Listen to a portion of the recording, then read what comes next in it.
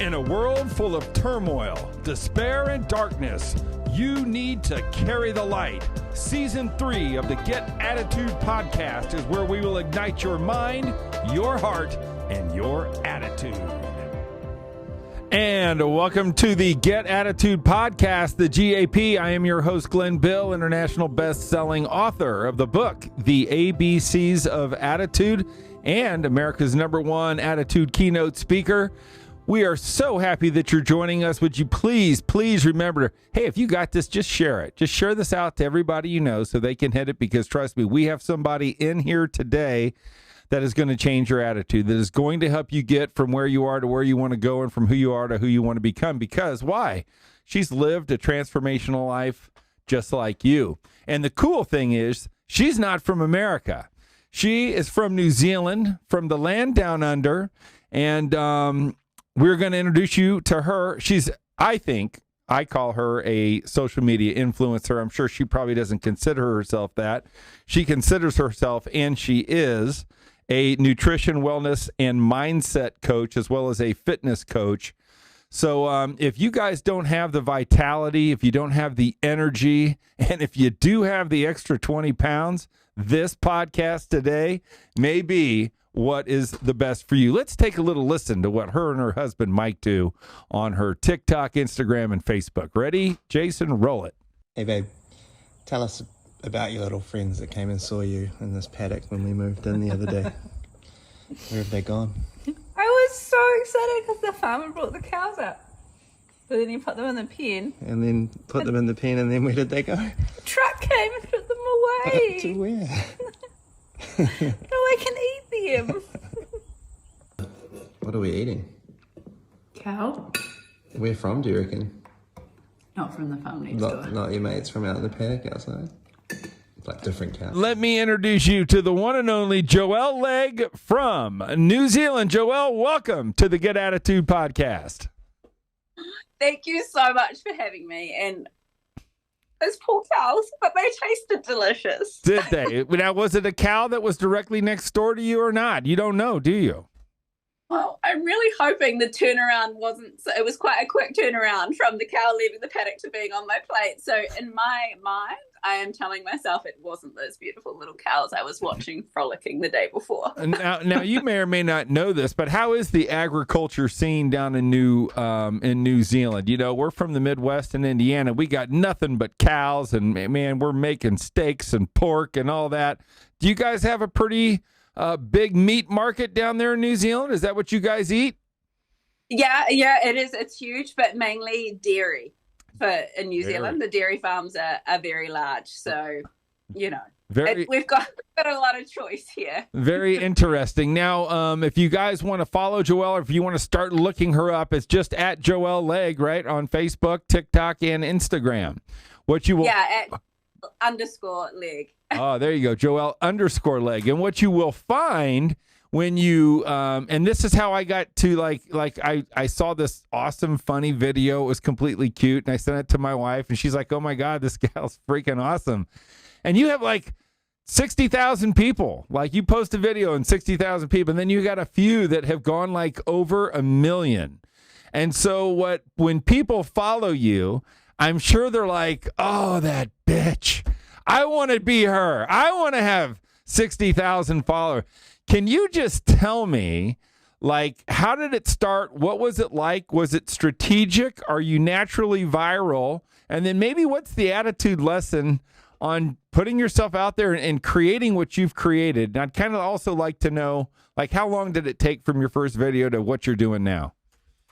Okay. I love these questions. Do you know what? It's really interesting because it all started with, so I've always had my own coaching platform or accounts, and my husband had his. We own a boxing gym here in Auckland as well, and that's kind of what we were focusing on was, you know, Mike was sharing his fitness things and I was sharing my nutrition and wellness and mindset.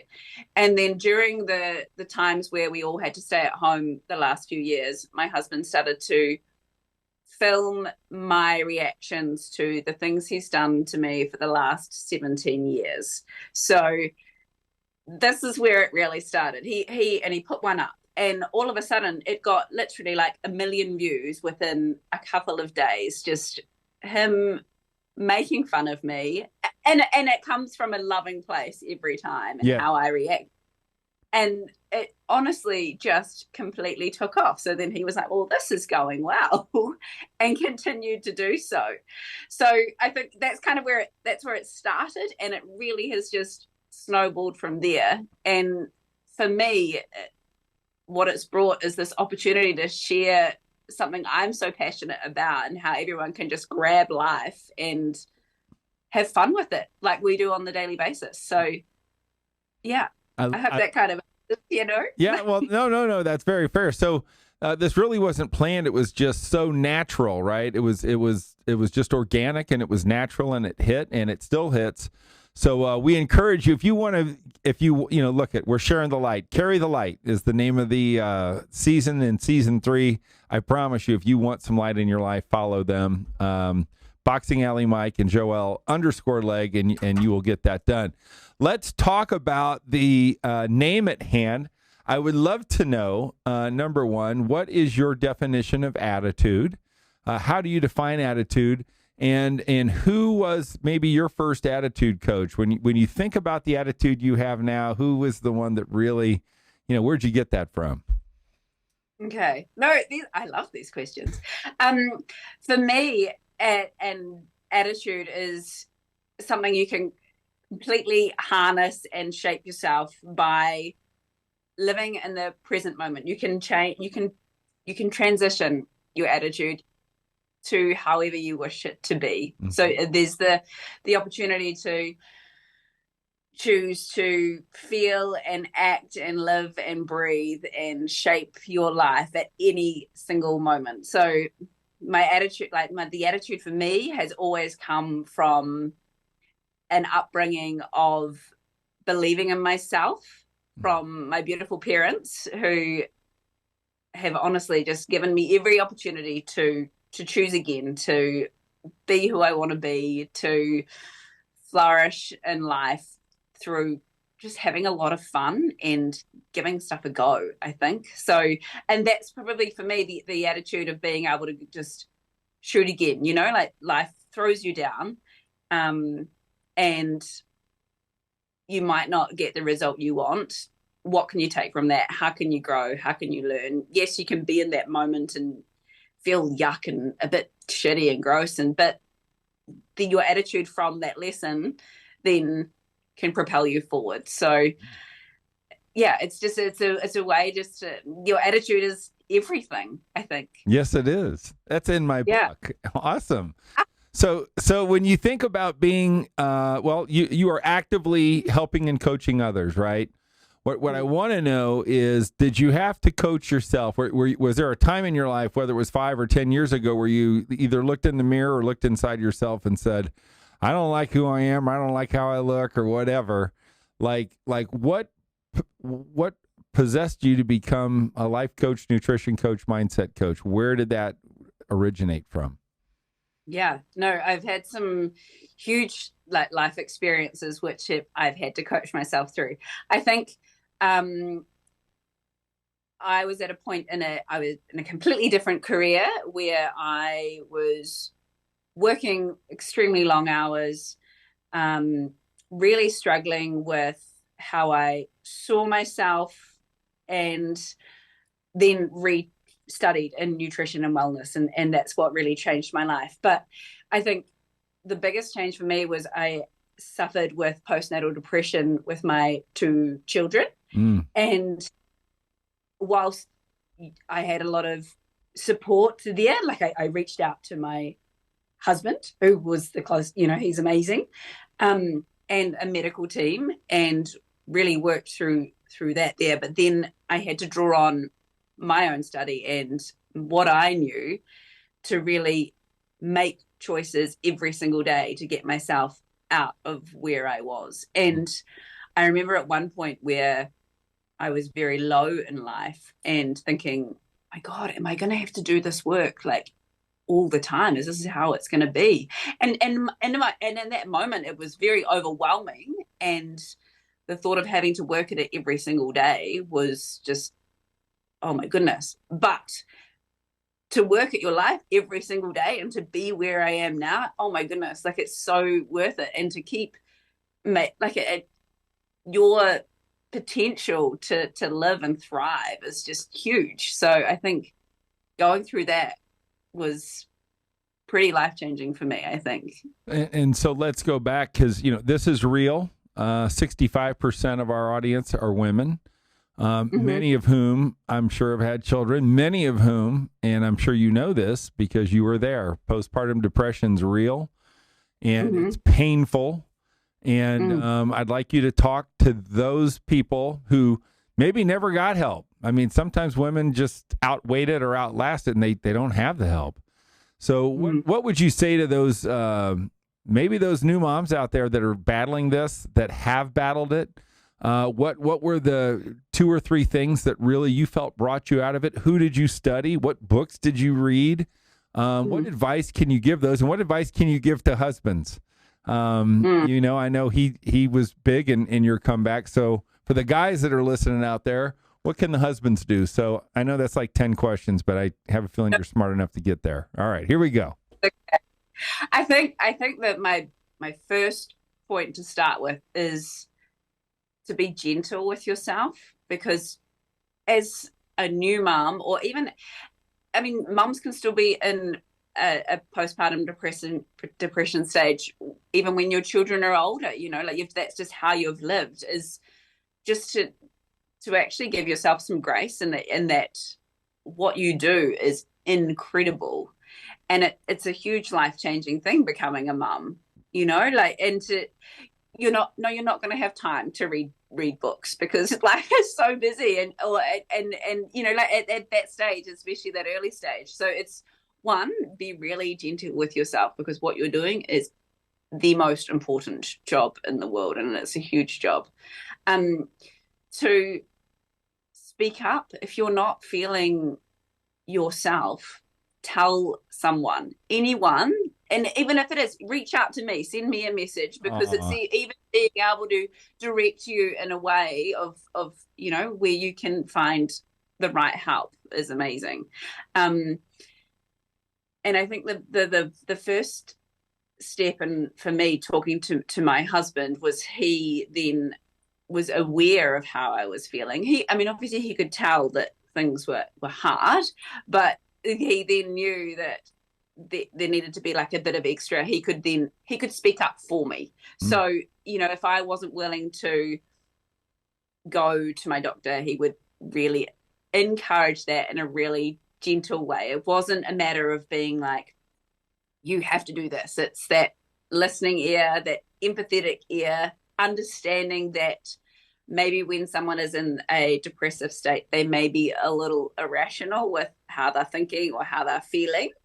And that's okay. It was just a matter of him being able to walk me through. And he also reached out to my family for support, because when you're supporting someone through a stage in life like that, you need support too. So for husbands or partners, they need to also ask for help from someone that they trust as well, because it can be really hard supporting someone in that stage.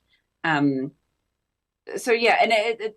biggest advice to women is to be really gentle with yourself, but please seek help and find the right people to be around you. And often it is, as a mum, telling another mum how you're feeling, because they get it. Like, even if you're not if you're not suffering from depression, being a mum and being honest about motherhood is just incredible, because you'll find others are like, oh my gosh, I want to smack my kids too.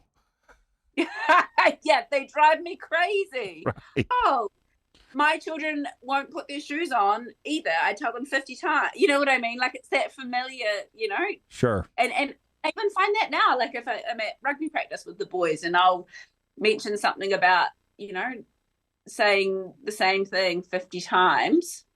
Right. I'll be, yeah, glad, like, I'm not the only one. Yeah. Well, yeah, that's why they call husbands your next child, because you have to do that with us too. Sometimes. Oh. Now Yes. you mentioned your mother and father as your attitude coaches and that they always encouraged you. One thing we always liked, and I think, if there's a special story about your mom or dad and what they did to really push you forward to helping people change their lives, love to hear that.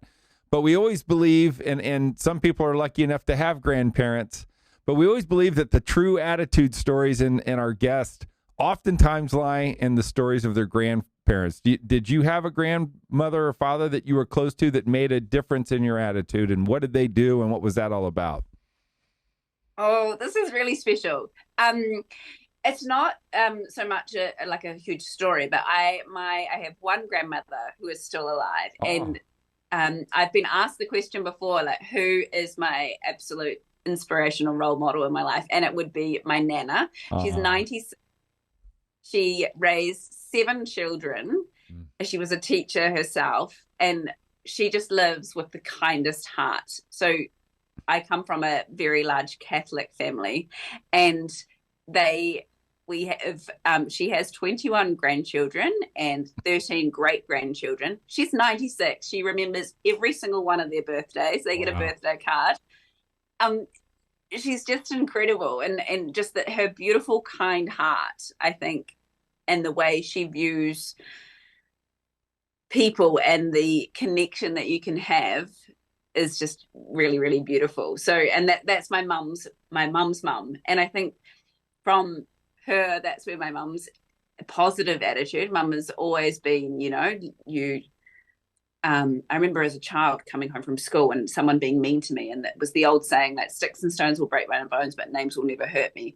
And actually, names do really hurt you. I mean, like, it's not nice when someone's not nice to you, but then learning to come to that kind of situation with a real empathetic view. So it was more being like, okay, that was really unkind of them to do so, but understanding that that person might be dealing with something in their life, and yes, I can stand up for myself, but also having a little empathy towards them as well. I think that kind of really helped. So, and also with mum and dad, so jumping back to, they were always told me I could be whatever I wanted to be, I could achieve whatever I wanted to achieve, and having that support and belief system behind me is pretty amazing. And I try to instill the same on my boys, that they can do and be whatever they want to. You've just got to, you could have a crack. Like, and that was also, I think, like, have it,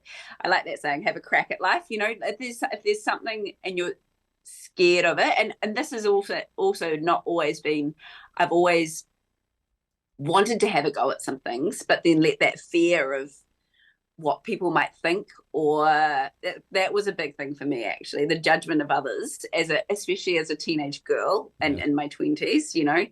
I probably wouldn't have had a go as much, and possibly it's with age as well, that willingness to just feel the fear and do it anyway, has kind of helped me just get on, and then knowing that my parents had always said or instilled that value in me, but the fear of that teenage years, I think, kind of held me back a little bit. But now being able to just, like, social media has probably helped. Sorry, I'm jumping in circles here, but the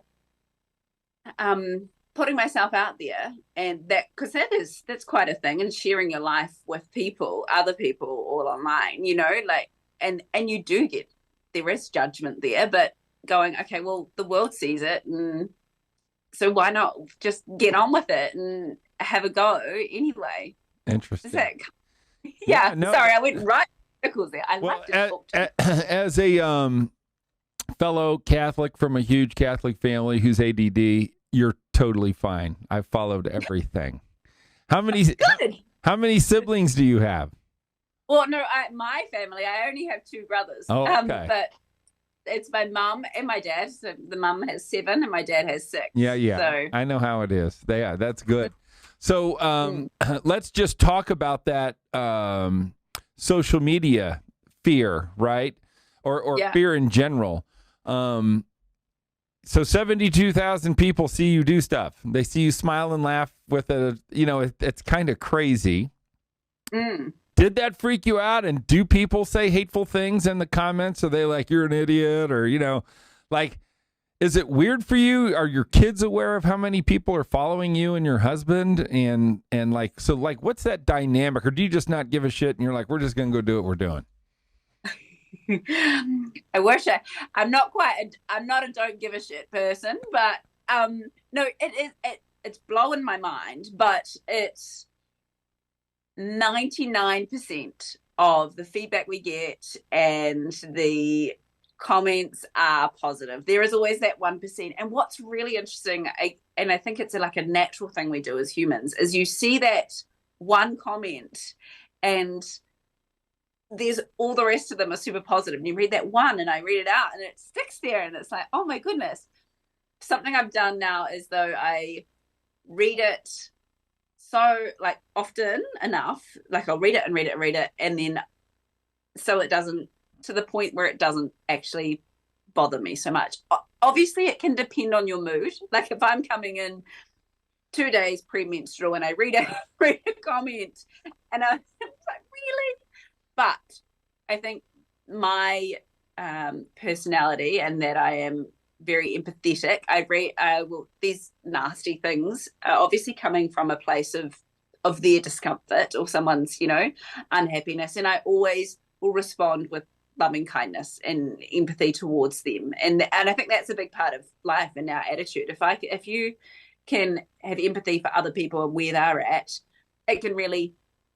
it supports you and your emotional state and your mental well-being from there. But as far as the social media side of things, yeah, and that taking off has just blown my mind. And New Zealand's a small place. There's only 5 million people that live here. So I get recognized often and people will come up to me in the supermarket. I've had people call their wives when they've met me and had some photos, and I really genuinely just believe I'm just a Kiwi girl, sharing the normal ins and outs of life. And our boys, they're 5 and 7, Rocco and Brax, they are aware. And if anything, if we ever feature them, we do ask if it's okay. Obviously, they're really little, so they can't quite understand the impact that the internet has, but they're learning, and some of their friends have obviously, their parents might have said, oh, I saw Rocco doing something today, and then their friends have said to them, and Daddy always has his camera to film a joke, only when it's appropriate. They're around. Some of them are not for children's ears, but yeah, it's, for me, it's not a natural thing, but it's, I'm just rolling. It just, to me, so, it was weird. I saw it and it made me feel good and it made me laugh. And I instantly shared it with my wife because I wanted her to be, so, I'm like, there's a secret sauce there. I don't know if it's the humor, if it's just something as powerful as a smile. If it's just being authentic. Have you studied or have you thought about why do so many people freaking love what we do? I have, and generally it's more that I think it's just from the feedback it's what I think it works is me being authentically reacting, like nothing is fake. For me, I can't stand fake. Like, if you just be yourself and be who you are, and people, you'll connect with. Connection is big for us. So connection, people will come to you. So I think what works is just that it's a very genuine reaction or connection, but also it's very relatable. And the marriage humor is great. It's just a light on what goes on behind closed doors that people might think, oh, it's only me, and also being able to laugh. Like, I can laugh at myself. So I think that's why if my husband's playing a joke, I'm like, oh yeah, I know, I do nag, but also you just shit everywhere. So laugh about it, but pick it up. Yeah, I think it's a great pattern interrupt. So I think it's an emotional state change for people that are scrolling. But then I always think, I'm like, well, the formula is not that hard. And why is it that you're either the only one doing it, or maybe you're just the only ones that are doing it right?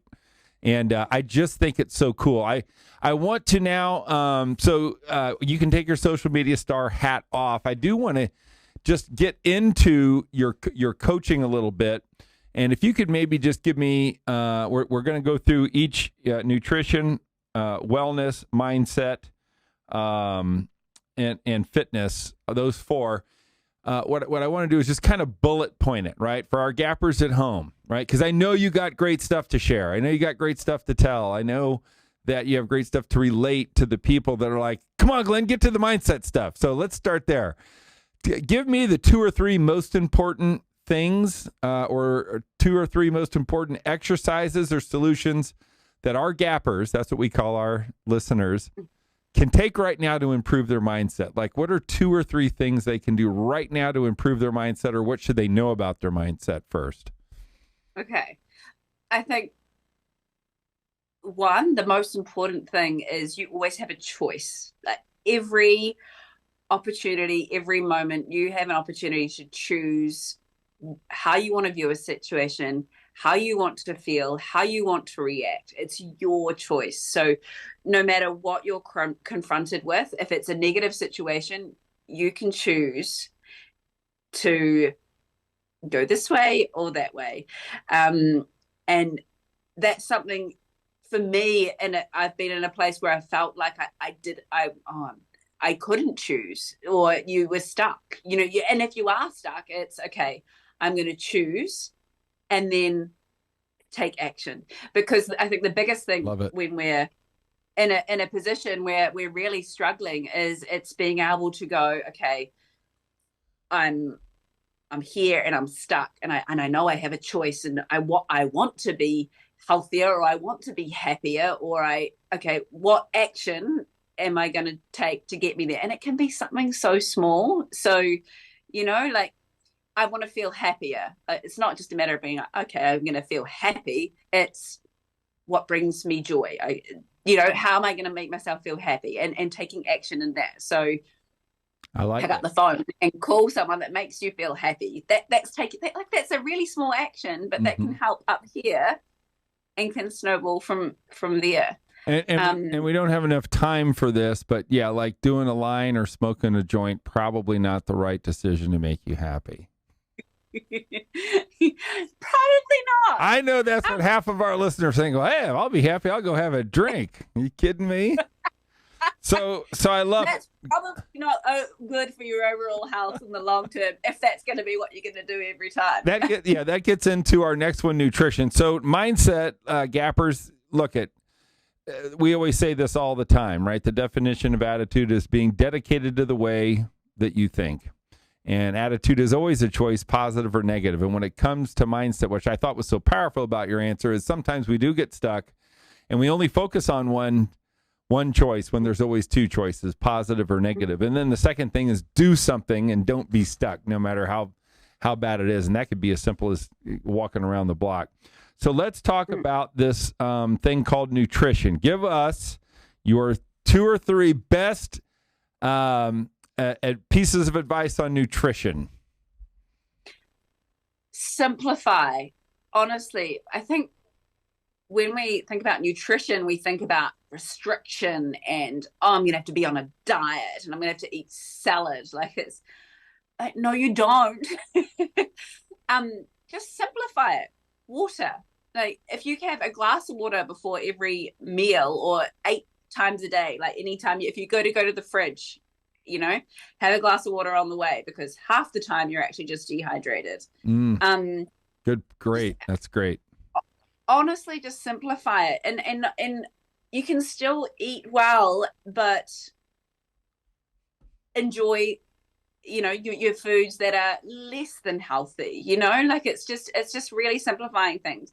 Add more vegetables to your plate. If you're having a meal that, I'm trying to think, if you've got like deep fried food, add a lot of veggies on the side. If you're wanting to improve your nutrition, just add more of the good stuff without feeling like you're having to take everything else away. That would be my starting point, actually, for a lot of a lot of clients I work with is rather than restrict and take away, add more goodness in. This is actually my philosophy for life as well. Add more of the goodness in. Love it. Because it crowds out the less than ideal things. And as far as nutrition goes, add more goodness in. So, and I think most of us are aware the goodness is, fresh whole foods, vegetables, meat and seafood. And for women, don't just carbohydrates. They're not as scary as the media world or the fitness or the social media has made them seem. You need carbohydrates if you're feeling restricted and low on energy.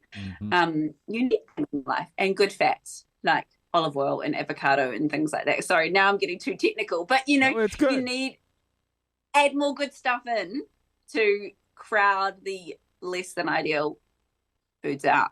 So my 2 tips: water, add more water, and add more goodness. Yeah. So, when I think about, I love mashed potatoes and gravy. So instead of a half a plate of mashed potatoes and gravy, guys, just do a quarter plate of mashed potatoes and gravy, and then add that next quarter full of veggies. And I actually do that. So both of those I do. I'm going to check the box on that. Let's get to this thing called wellness. Like, what does wellness mean? And what are your best tips to help people with their wellness? Okay. So for me, wellness is like our overall well-being. And that kind of, I think wellness actually encompasses all of the mind, the body, your soul, your, I think movement. It's a real whole package. But for me, wellness is being able to nurture our whole nervous system and become grounded and well in a sense of our overall health. So for me, like a lot of my tools that I use personally it's small things like supporting myself by getting out in nature and getting outside. In New Zealand, it's interesting. One of the things that I get a lot of feedback about is that I'm always barefoot. In New Zealand, that's really normal. Like, we walk around, I mean, we wear shoes to work and to meetings and things, but if I'm outside, you're barefoot in New Zealand. So, and this is quite a holistic approach, but being barefoot on the earth, feeling the soil is very grounding, really brings you back down. So it's something that I work with some of my clients to do it more often, but as Kiwis, it's very, very normal here.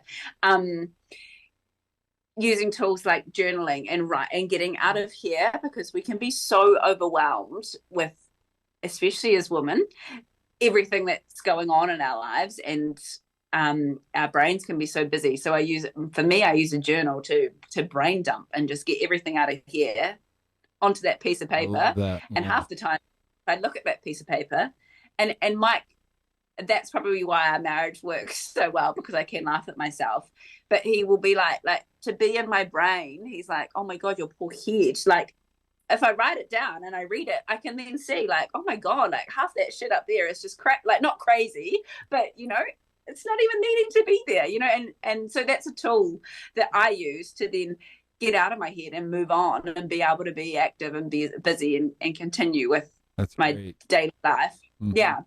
Breath work is another thing. Breathing. We forget. Yes.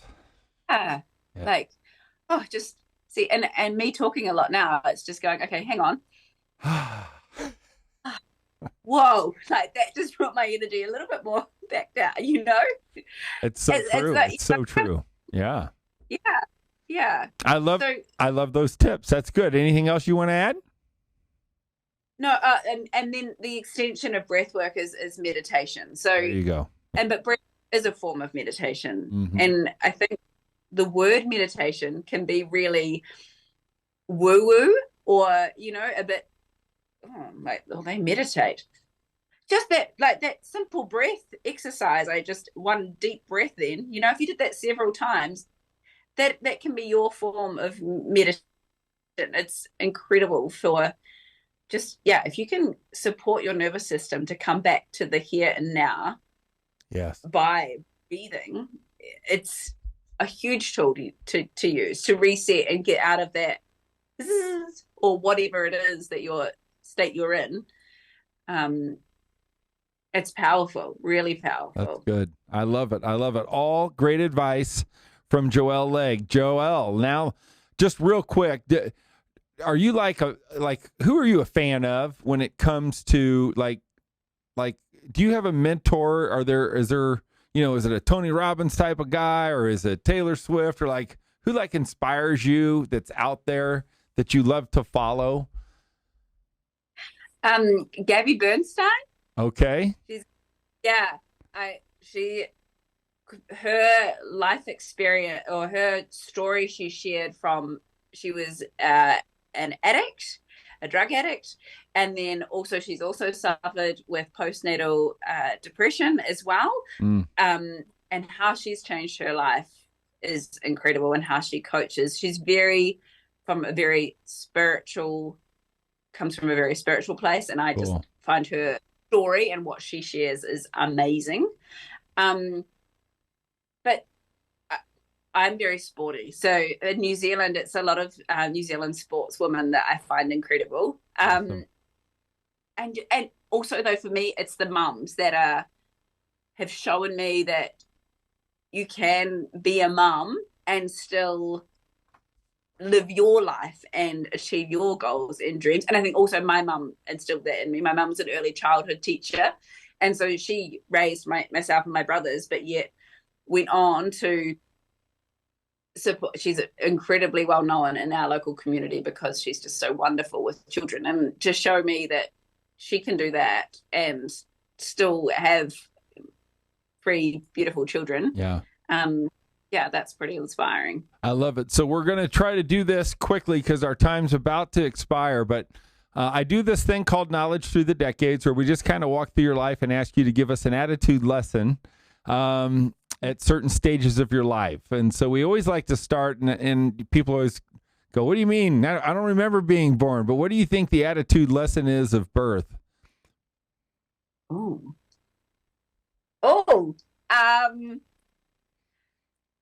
Or if you think about giving birth to your kids, what was the attitude lesson? Like, put yourself on the table. You just gave birth. Like, what was the attitude lesson that you're like, oh boy?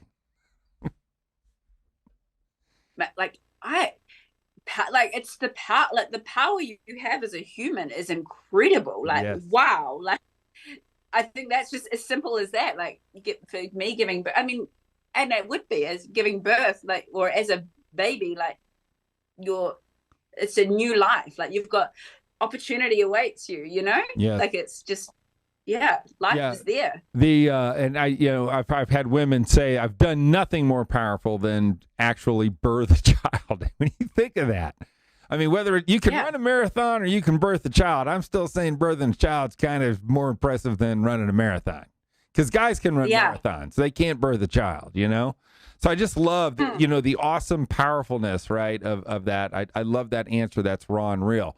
Now I want you to go to, I think you'd be in 3rd or 4th grade as a Kiwi when you were 10 years old. What I want to know is, do you remember being 10? Was there something that happened to you? Did you get in trouble? Were you bullied? Were you a bully? Like, what was the attitude lesson that you can remember from being, 4th or 5th grade when you were 10 years old? Mm-hmm. I think, I wasn't bullied, but I remember being in this, we had this group of girls where we just idolized this one girl, and we'd always do what kind of suited her. And I think my lesson from that is, like, you can still be kind and give to others, but the attitude of being like, actually, you are your own person and doing what serves you best. Well, if I could see that little 10-year-old girl now, just break away. Like, it was kind of fit in, and you don't need to fit in, because you will still be so well loved and accepted by other people. So I think not having to, pander to somebody else all the time. Yeah. I love that. Yeah. And all you got to do is walk through a grade school and look at the 2nd, 3rd, and 4th graders, and that dynamic has not died. And I think, and I don't know that it ever will die. And no matter how much people try to do it, there's always seems to be a ringleader. And so I'm sure that just hit home with a lot of different people. There's no question. Well, whoever can figure that out, that's probably something that should be studied more. Let's go to when you were 20. Now, did you go to college? Were you a college grad, or what were you doing at 20, and what was the attitude lesson? Tell us about that. I laugh because I did like a gap year. So we call it high school in New Zealand. Yes. So that's, and then I did a gap year, and then I went to university. So when I was 20, I was just coming back to New Zealand after living in the UK and partying so hard. And then I had to come back and study. It wasn't my nutrition, and I actually studied broadcasting at that point. And I think my biggest lesson there was, or biggest attitude lesson was just to understand that where I'm at and what I'm going through it, because it's huge life change really there. Yes. And it was that freedom of being able to do what my mum and dad didn't know what I was doing anymore. I could do whatever I wanted, but also that's a lot of responsibility, like, again, it comes back to those choices, and the choices you make can really influence where you're at and what you're doing. So thank God they didn't have social media when you were 20 running around the UK. Oh my God, I know. There are some stories, but we don't have time. Okay. So the attitude lesson was life is real, right? Life is real, and I better buckle down and get ready. Here comes university, right? And the attitude is it's what I do that will get me to where I want to be. So it's again, like, I think it's the choices thing, it's that attitude of going, you have such an influence on your life. You're the driver here, like, love it. Tell me about turning 30. I'm guessing you're 30, right? Yeah, I'm 38. I'm nearly 40. Well, that's all right. Well, we can't do 40 unless you come on in 3 years. So tell me, do you remember turning 30, and what was that like? And what was the attitude lesson of 30? 30 was pretty cool. I became pregnant like a month after I turned 30. Nice. So it was a pretty life-changing time for me. My attitude of life at 30 is very similar to now. It was like enjoy it, like soak it up, like life is happening now, like be in that moment and just embrace where you're at. I think at 30. I love it. I also felt really old at 30. Wait till you're 55, honey. 55 years young. See, I very much embrace, we're young. Like, when you're 55, you're like, oh God, I wish I was 30 again. That's what you'll always say. So, Joelle Legg, you've been so sweet and adorable and full of great, great nuggets for our people, and you carry the light, and that's why I put you on this podcast, because I want people to follow you. I want them to feel the way that I feel when I see you and Mike do what you do, because I know they'll feel better. And the gift of making people feel better and to carry the light is truly original. Most, if not all, of your videos, you don't get to say anything. So what I just want to do is, if you could talk to the person that's in the car that's crying, that's on the beach, that's hopeless, and just give them, a message of hope coming from the heart of the girl that hopefully they'll start looking at and being encouraged by, and we'll close the show with that. So, Joelle, if you could give us a message of hope for our gappers, we'd really love to hear it. Thank you. I think firstly I would extend love and grace to give yourself some grace, give yourself some love by coming back to who you are, because you matter, your life matters, what you feel matters. And if you can be where you are right now, take a breath. It's even that, like, hugging yourself and giving yourself the love that you so deserve to then go forth and be with who you want to be and change your life in however you wish to. It's that I always come from that place of being gentle, because I think I have been so hard on myself through various times in my life. But if I come back to living a loving kindness, it's just incredible. And that one thing I actually haven't mentioned is that having an attitude of gratitude. So where you are right now, find one thing that you can be grateful for. It could be the fact that you've got shoes on your feet. It could be the fact that the sun is shining and you can feel the warmth of the sun on your skin. Like, just be where you are right now and give yourself every little bit of love and gratitude that you can. I love it. I hope that helped. Well, it did. And Joelle, I am grateful for to have you on our podcast. I'm grateful that you shared a good 40 minutes with us. You were a fantastic guest. I'm going to keep watching you, and if I get down to New Zealand, I'll look you up. Sound good? Oh my gosh, please do. That would be awesome. We'd love that. No, thank you. Thank you for having me. Yeah, really love the opportunity. My pleasure. Gappers, that was Joelle Legg. Give her a shout at Joelle_Legg or at Boxing Alley Mike. And you will not regret it. If you need a pickup, if you need somebody to put some light in your life, those two will do it. Joelle, thanks so much. And we will see you guys on the next Get Attitude podcast.